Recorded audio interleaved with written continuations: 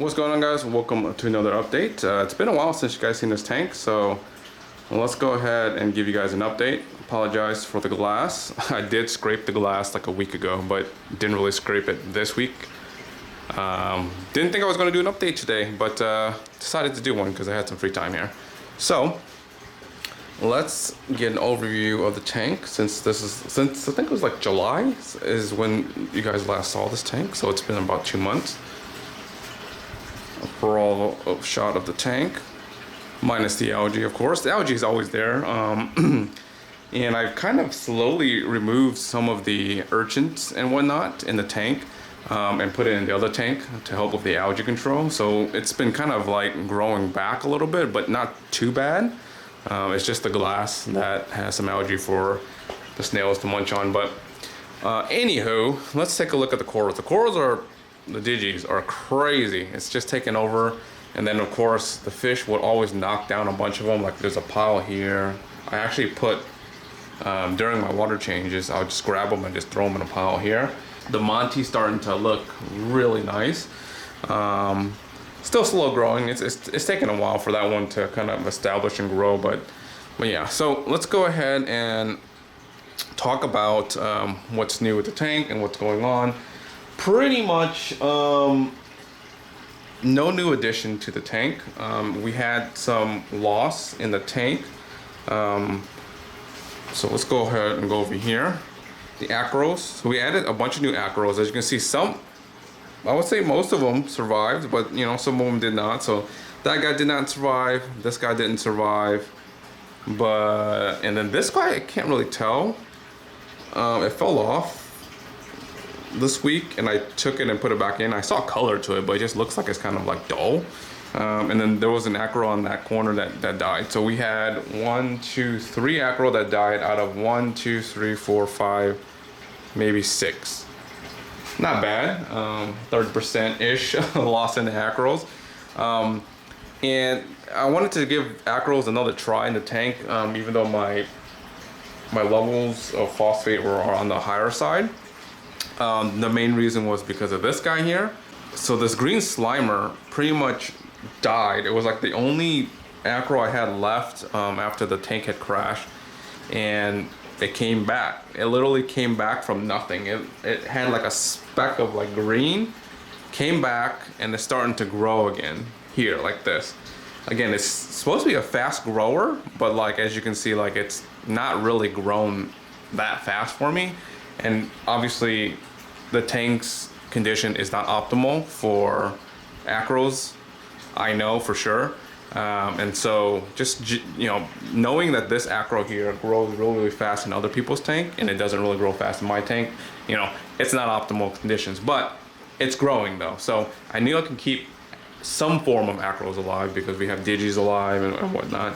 And so decided to try some more acros, and it looks like for the most part, you know, we have some other ones that survive, so we'll see what happens. This one over here also survived. But yeah, so I'm happy that we have some growth in some of the acros, and some of the acros survive, so we'll see. I mean, like, even though I say that, you know, the acros are super slow growing, like this one, for example. Like this one, when I put it in here, right, it was not too long ago that I put it in July, right? It's starting to encrust already. Like you can kind of see the encrusting is going onto the rocks. Same thing with that guy, and same thing with that guy over there. The encrusting is starting to take off. Same thing with that guy.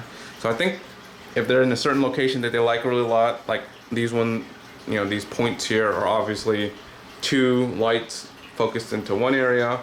Same thing here, maybe 2 lights focused into one area. It's probably like the best optimal condition for them. Highlight, the flow is the best in that area because both of the gyres come and they kind of mix.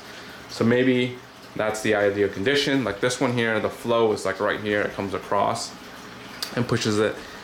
But yeah, so those guys are happy. We'll see what happens with those guys. We did lose a clam, unfortunately. I don't have the lights on here, but it slowly died, so I ended up taking it, the whatever was remain, and just putting up here so the fish can eat, you know, the clam. And I wasn't 100% sure what was going on because the clams down there were doing fine, but they weren't attached to anything. So the clownfish down here were always knocking them over. And so they weren't getting like, you know, optimal lighting or whatever throughout the day because they kept getting knocked over. And then like when I'm gonna find them, you know, it'll be like an hour or 2 hours later, pick them up, put them back in. And I think the constant being knocked over, like the clam didn't like it, and then eventually just, it died. So unfortunately we had one clam that died. Let's see what else. I did lose a bunch of chalices down here. Through I think it's just warfare and just stinging. I'll turn the lights on a little bit here down there once we go down there. And so I ended up moving a couple of them up here to give them some more room down there. So like for example, we have one little guy over here in this frag disc, just put it here. And then let's see here, my flash bounce mushroom over here, I ended up splitting it, and then like it's been retracted ever since. It's been a while, so it's not looking too good for that guy. But the magic carpet mushrooms are looking pretty good. They're starting to color up. This was another chalice that's doing really well. So the one thing I found out with the angelfish, the regal here and the blue face, where's the blue face? Where's that guy? Oh, here it is. The blue face is under here. He likes to hide a lot. I think this is his new favorite hiding spot. It's that or the corner back here he likes to hide. But anyways, he's down here now. So those two fish tend to pick at mushrooms and chalices or anything that's in here that's brand new. So if I were to put in, so like for example, like this is like, you know, a chalice, right? If I were to cut this up and would put the exact same species of that somewhere else because it's new in the tank, those guys would come at the coral, look at it, and literally start pecking at it and eating it. And what I found was you kind of just like let it be. It'll take a couple chunks at it, and then eventually they kind of like, I don't like this, or it's boring, and they'll give up. And then you let the chalice heal from there. So if you get a frag, I mean like even this frag here is kind of small, but like a frag this size is okay. This is kind of small. This one got beat up and that's why it's split. But a decent sized frag, so I would say something like maybe like that over there, or even like this, or even, I don't know, like this, that, like these, like this size is a perfect frag, for example. These two are new. And as you can see, it took a chunk there, and there. And so that was the first day. And then afterwards, they just leave it alone. And then so it gives the chalice time to heal. And from that point on, the chalice is going to be fine. So that's what I found with the angels.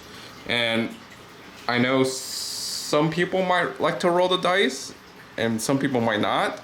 And for example, I only have one cut of this chalice, so that might not be the smartest idea to kind of roll the dice. But if I had like an extra cut of it, I could potentially wait until it grows big enough, cut it in half or whatever quarters, and then put that one up here so it can start growing. Potentially. But because I was having a bunch of die off down here with warfare of them being so close to each other, I had to like grab a couple of them that was decent size and put them up here. Like this one was pretty big, right? And they took chunks out of it in the middle and stuff like that and around the edges. Fine, whatever, right? It's gonna recover eventually at some point. It takes time, I understand. Same thing with these other chalices. When I put them in there, they took chunks out of those too, and then they left them alone. So that's my fish at least. And then in terms of how I found, you know, the behaviors of my fish is like they like to pick at new stuff until they get bored, and then they move on to something else or just go back to what they're doing. And so it's just kind of like living with that. And it's sometimes, you know, I mean, I don't have the case right now, but maybe one day when I put a new chalice in here and they start picking at it and it doesn't make it because it got beat up too much, that could happen. Again, that's a risk.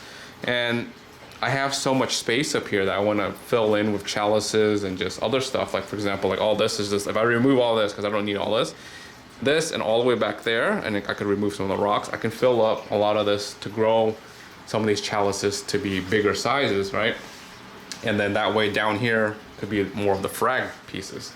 And that's what I've been trying to do and I want to do, because I was like, there's still more spaces here.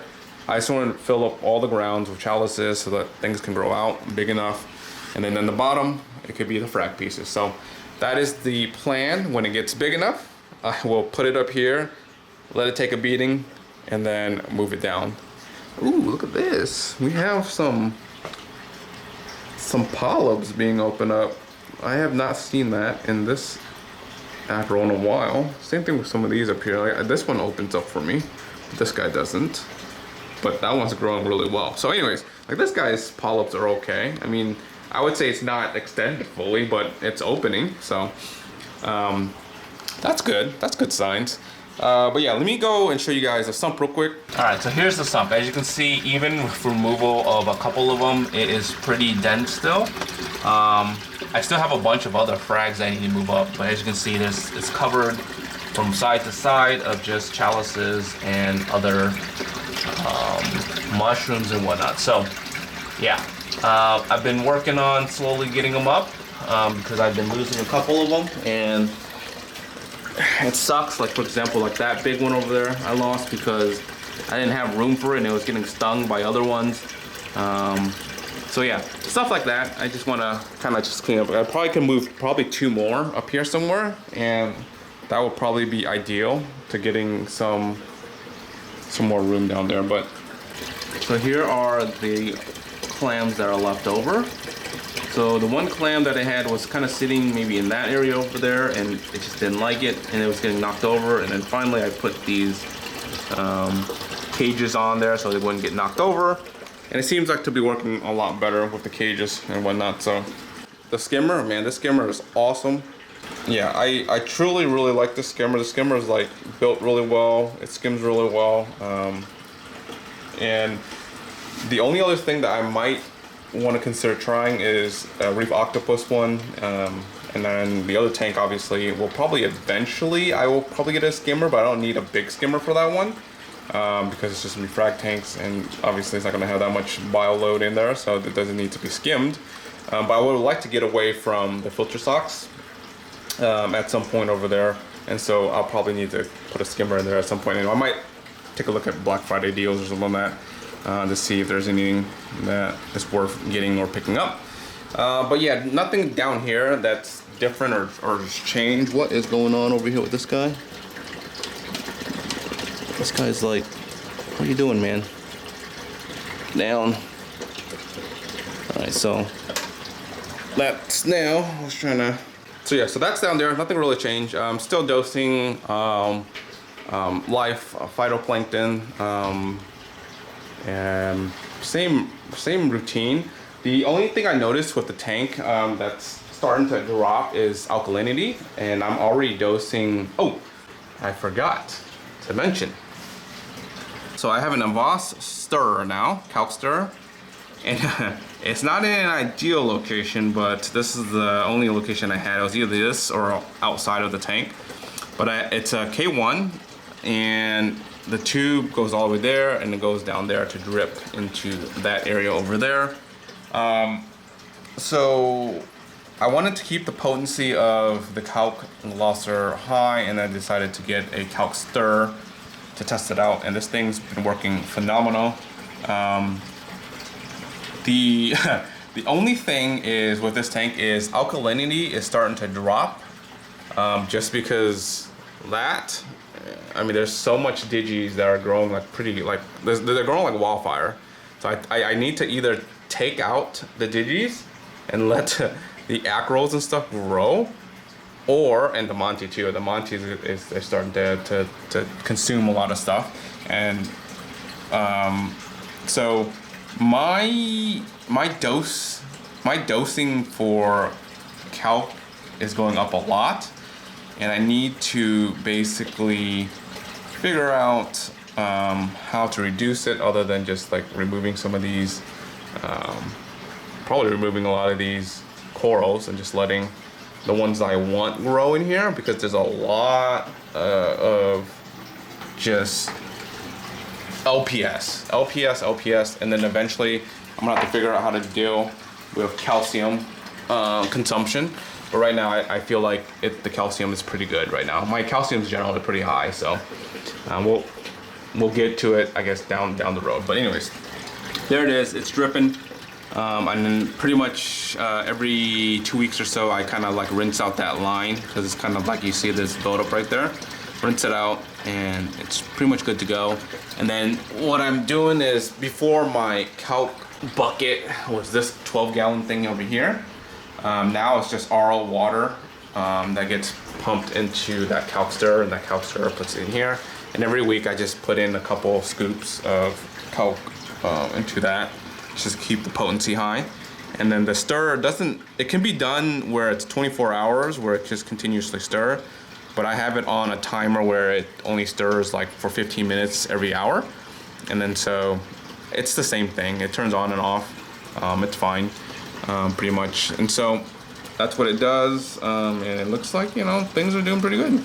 So that's what's going on with the tank. I think, you know, I need a ICP test probably in a couple months here, just figure out where I'm at. There were some levels that I was trying to address with iodine being high, because I was dosing that. I backed off of iodine where I didn't dose it at all. It only comes in with the trace elements that I'm dosing. I was doing additional iodine, and I think that was like shooting up iodine levels way too high. And then my manganese was on the lower side, so I was kind of like pre-dosing it with some fertilizer build that I'm doing. So I kind of want to see where the levels land on that, on the ICP, if I need to dose a little bit more or underdose or whatever. So I'll probably send off an ICP test probably in October or November to see what's going on here. And then I also want to send an ICP test for my new tank. I want to wait until like closer to like maybe past the 6-month mark, because really there's only softies in there, and I don't really care about what the levels are right now until I start putting some of these chalices that I'm gonna cut up eventually in there to grow out, you know, the frag pieces that eventually will trade or whatever sell. So I'm not too concerned about those levels until I start putting LPS in the tank. So yeah, I'm just testing. Actually, what I'm doing is I'm grabbing some of these digi frags that are falling, and I'm putting it in there to see how the tank will react. And there's some bleaching or whatever, or some like dieback on them, but if it can grow, I know that it's ready for LPS. But it's really too early right now for that tank to do any LPS, because it's not really stable yet. I don't have anything controlling in that tank where other than just water changes. So we'll wait for that to do its thing. And so yeah, this is this update for the tank. Fish are doing good. We got some bullying here and there, but yeah, overall everything's looking good. If you guys aren't subscribed yet, make sure to subscribe. Until next time, guys, peace.